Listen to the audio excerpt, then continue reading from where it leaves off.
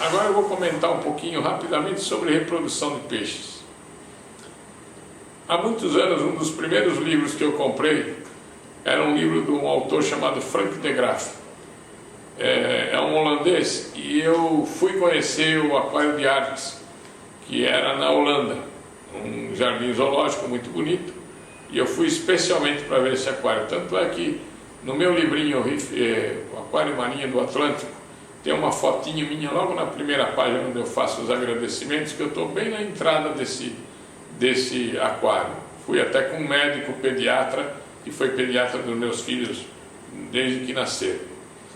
E ele dizia que era impossível nós reproduzirmos qualquer peixe marinho dentro do aquário.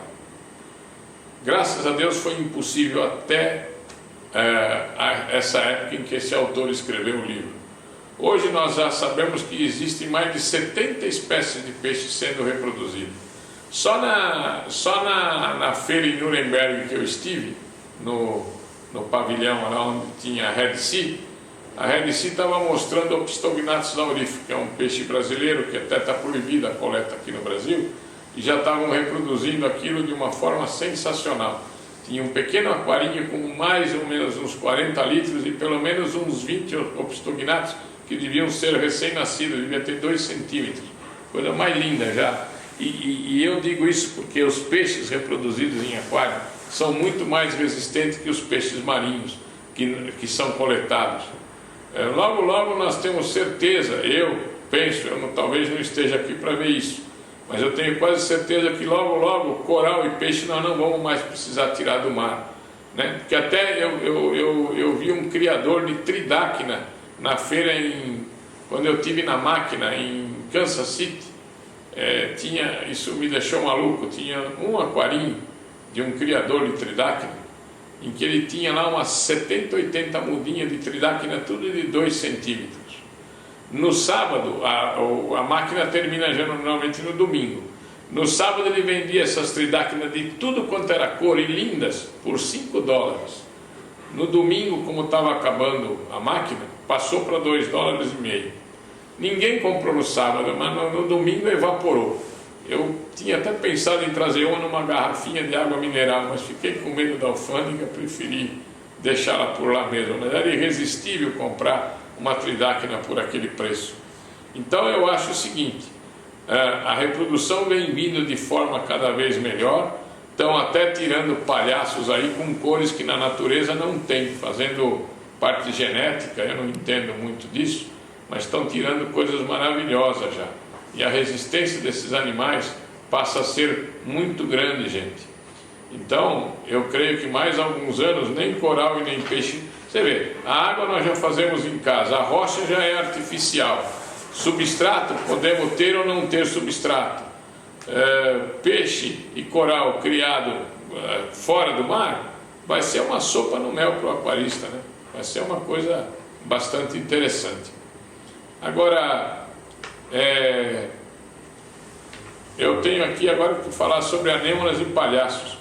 É importante a gente falar sobre anêmonas e palhaços, porque muitos aquaristas dizem, Basso, comprei uma anêmona, fui na loja, comprei um palhacinho, ela não entra na anêmona nem a pau. Gente, existe um livro específico só de anêmonas e palhaços. Esse livro é muito interessante porque ele mostra que nem todo palhaço aceita determinado tipo de anêmona, ou a anêmona aceita o palhaço, desculpe. Então assim, nós temos que ter a anêmona correspondente ao palhaço, não é só comprar. Agora nós temos uma anêmona aqui no Brasil, a Condylacs, aqui em Cabo Frio tinha de monte, com ponta roxa, lindas anêmonas, muito bonita. E nós temos 2 palhaços que aceitam bem a nossa anêmona. Um é o Tomato Clown e o outro é o Clark.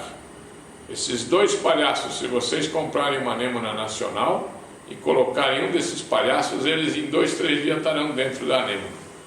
Tem um amigo que está tentando pôr um palhaço em uma anêmona e até hoje não consegue. Ele põe a anêmona de um tipo e o palhaço do outro. E vive reclamando, meus palhaços não entram na minha anêmona, eu choro por causa disso. Aí eu expliquei que ele tinha que comprar a anêmona e o palhaço correspondente. Já fica bem mais fácil, não é? Agora, sobre larvas de artêmia. Isso é uma coisa muito simples de nós fazermos, né? Uma garrafinha com água salgada em determinada temperatura, 27 graus, mais ou menos 28 graus. Como é que nós vamos fazer para pôr um aquecedor nessa garrafinha? Não é assim. Nós vamos pegar uma baciazinha, enchemos de água de torneira, colocamos a garrafinha dentro com uma pedrinha de ar, com água marinha, e colocamos ovinhos dentro. E colocamos um aquecedor dentro da baciazinha. Então nós elevamos a temperatura pelo contato dessa água doce que nós pusemos na torneira, que está aquecida. Eleva a temperatura da garrafinha, mais ou menos em 30 horas, 28, 30 horas, 36 horas, já nascem os nápoles de artêmia.